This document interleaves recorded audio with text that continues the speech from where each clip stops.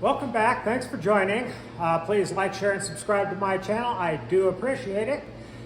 This time on our wrap-up on the FC-170 wrecker build, I'm going to finish up on some electrical I did.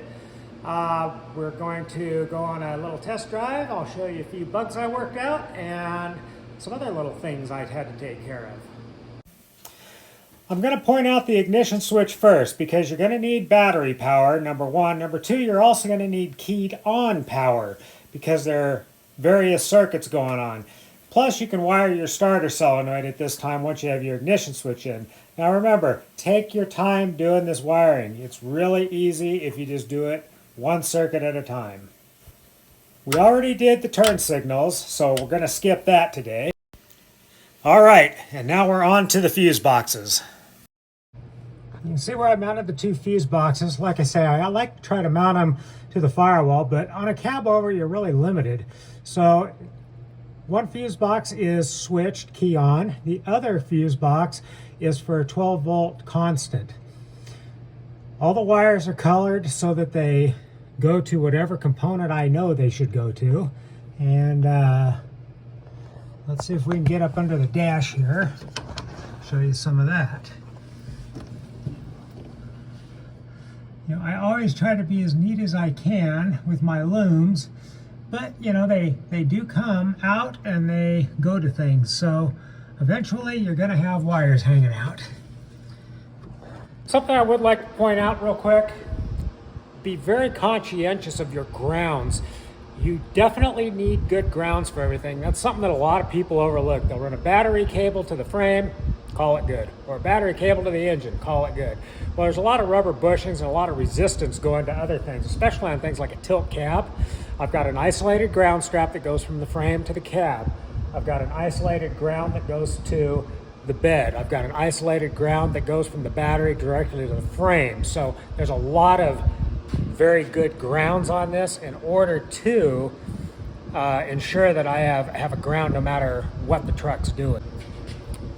All right, first circuit I wanted to kind of talk about is headlights today. Now, last video, you remember I showed you how to wire the turn signals. Headlights much easier because you don't have to worry about a flash or anything like that. Now, I'm using a similar switch, except it's got two circuits and on, off, on the switch side of it. So I can run two different circuits kind of independently, but kind of together too. The park lights will come on one side of the switch. When you throw the switch to the other direction, the headlight and the park lights come on. Now, keep in mind, I'm using LED headlights, low amp bulbs in all my signals,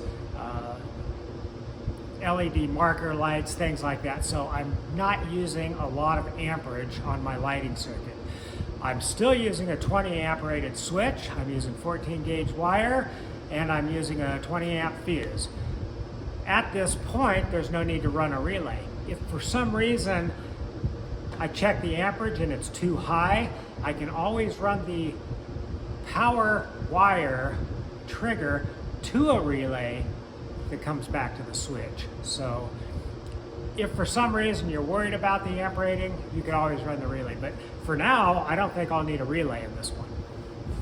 You can see the wires here on the light switch. These are the park lights. You can see I bridged it over so it goes on both poles.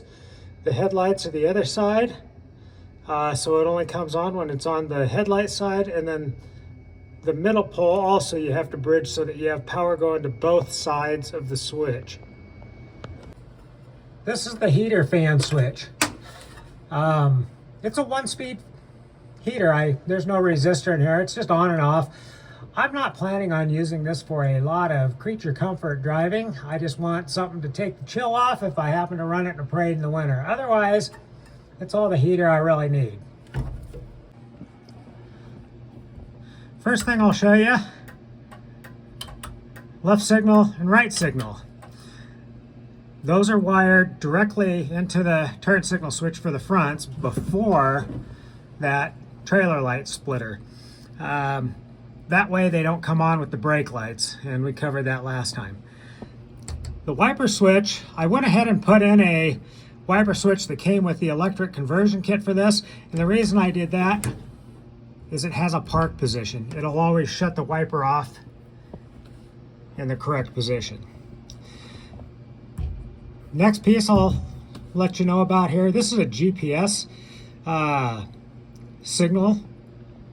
It goes right to the speedometer. Got a lot of extra wire on that one because it's only that far away, but the closer you can get this to not being shielded by sheet metal and stuff, generally you get a little bit better and quicker signal. So I know it's accurate too. Now, this middle light here is for the, there we go, the brights.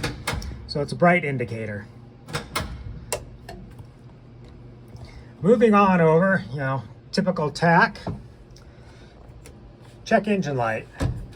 I do believe in check engine lights on computer controlled vehicles, way easier to diagnose. Nitrous solenoid engager. This is the strobe light for my beacon, those front fog driving lights, the rear work lights that I have mounted to the headache rack. I got a couple spares. And the very first one is that dome light back here.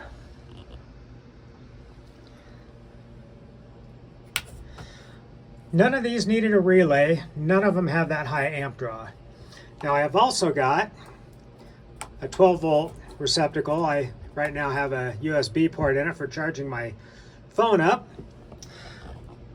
Remember when we wired all the gauges on the bench? Now, the battery power wire are all bridged together. The grounds are all bridged together. If you lose a gauge, the rest of them will still work because the power will continue through the circuit. The lights are also all wired together.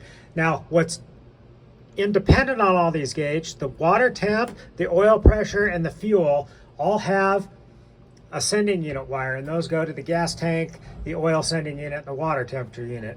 The volt gauge is the easiest one. It just has a little pigtail that the sending unit side wires right to itself, and it shows the voltage. And I do that with the key on. You don't want to have your voltage gauge wired to the key off position, because first of all, if you're not in the vehicle, you really don't care. Second of all, that will create a parasitic draw, and you don't want something that just kills the battery. Now, the last thing on the dash I wanted to point out is my master cylinder fluid reservoir. The reason the fluid reservoir is up here is because I needed gravity to go down through the tube, and then it splits right about here under the dash. One side goes to the front part of the master cylinder, the other side goes to the back part of the master cylinder. Gravity works. Second thing I'm going to point out is there's a horn button on the dash, because with this column you really can't run a horn wire through it. Remember previously I mounted the first fuse box outside, which controls the fuel pump relay, cooling fan relay, and the computer for the engine. The lights I chose on the outside of the vehicle, these H4s, really don't draw very much power. Still don't need a relay. The other thing I wanted to point out on the outside is these marker lights, even though they look traditional, are LED, and they also don't draw very many amps. One of the places I do always use relays is for cooling fan circuits. Now, the thermostatic fan switch trips the relay on, and that powers the fan, and it is over enough amperage that a relay is definitely what you want to use. Now, with the fans being on, you can see this connection right here. If it's wired the way I have it right now, the fans pull air through. Now, if I want the air to push, I just reverse those wires, the negative and the positive, and then the fans will push air. Either way, I don't think these fans keep it that cool. Second thing I wanted to point out real quick here is I have a lot of cooling hose distance, so I use these aluminum pipes to run the actual coolant from the thermostat to the radiator and from the water pump to the radiator, and there's quite a bit of length there. All of this being said, remember the screen I put for protection? I think at some point I'm actually going to move this screen really close to the core of the radiator, and then I'm going to mount a really high volume fan and get rid of those two little ones. Though it does cool okay, it runs a lot hotter than I really prefer, and on a summer day I want to keep it nice and cool. That way I don't have to worry about it. The last part of the cooling system is a radiator overflow. This one happens to be a nice little pretty cylinder, so that's all installed. I will point out I used an engine mount with a tapered bolt and nut to guide the cab down back to the body mount area when I lower the cab back down. It just keeps everything straight. I did have the original badging for this, so I just cleaned those up and reinstalled them. One of the details I thought really fit this truck were the slotted disc mags, so I bought a brand new set of 17 inchers, and I also bought a new set of BF Goodrich all-terrain TAs, which of course, for this kind of era truck, you have to mount them white letter out. Okay, now that we're all finished up with the truck, I did want to show the cab going up and down as a finished product, not just in bare metal. I also speeded this up on the video because these 1,000-pound per side actuators are a lot slower than the original ones are. I also wanted to point out I put these tabs just on one side to where I can put a hitch pin in as a safety device just in case something fails and you're in an accident. I don't want that cab flopping forward and throwing me out. I've never had this pin tight when I've gone to use it, so I know those actuators do hold. This is just a safety device. Well, what's a tow truck without graphics and lettering on it? This is all vinyl, which I would really prefer if I could find someone that did really good hand lettering, but I haven't found anyone yet locally. When I do, I'm going to get that changed out. Now, I like naming my trucks, and it's kind of funny. My daughter actually named this truck Squeak, and she spelled it this way. She said, it just looks like it fits, and it really does fit the personality of this truck. At one of our local meet and greet events, I hooked up my buddy's Willys, and we did make sure this tow truck actually works as a tow truck. Now on for the test drive.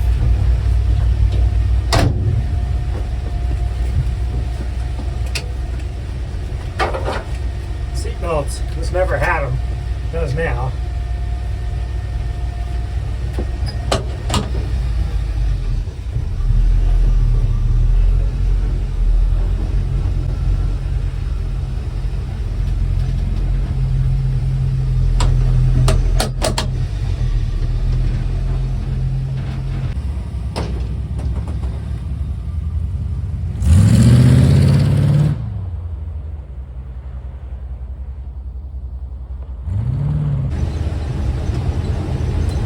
Surprisingly, running this thing down the road, it actually handles really, really well. It drives smooth. It doesn't have any weird vibrations. I thought it would rattle and squeak more than it does, and it really doesn't do either of those. I figure with the tilt cab, there's things that can move, so you can hear the exhaust, but it's still quiet enough you can talk. That's the scary part. You're sitting right on the road. That's hard to get used to.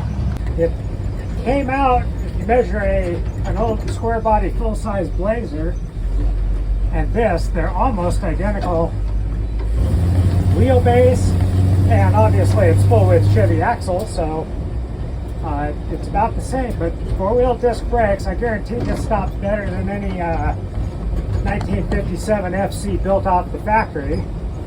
And I guarantee you I got a whole bunch more horsepower under the hood. But it's a lot of fun. You definitely get everyone looking at you at every stoplight or stop sign you come into. But right now I'm doing 60 miles an hour. It doesn't feel bad at all. I'm pretty happy with how this drives. Of course, there's a few bugs I'll have to work out, but I'd say this is a definite build success for as much is you have to take apart, put together, and then figure out how to make it work with one of these. The way I did it, I think I accomplished something on this one.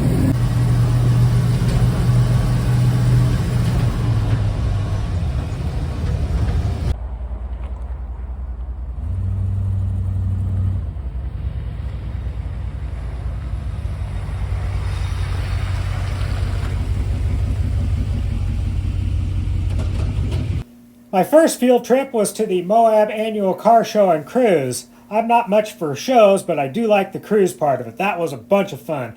When I got there, my buddy Rory, who is the owner and proprietor of this famous tow truck Trailmater, flagged me down and had me park next to him. My next field trip, I was just going to go watch this car show, but they flagged me into the show lot. And considering there were some really high dollar, very impressive show cars there, this thing still got a second place trophy. At the Grand Mesa Jeep Club's Rocky Mountain Off-Road Expo, the little FC won the Sprocket Man trophy. The last show I did was the Western Colorado Community College. A friend of mine's son is a student there, and he asked me to come and show it there, and it got a trophy there. All the trophies at this show are student made, which is kind of cool. Now this one may not be a trophy, but it's really cool. My uncle built a replica of my FC, and there's not too many people that have a model that matches a truck that they built. I keep this one in its little case because I do keep it out in the shop on the display shelf to show it off. It's pretty cool. All right, that's going to do it for this one. Thanks for watching. Please like, share, and subscribe to my channel. I do appreciate it. I think I'm going to take a little bit of a break from doing long builds, do a couple of little single episodes on a couple of repairs that a lot of people have been asking me about, and then we'll do a long build again, because I got another one that's really cool that is ready to get going on. See you next time.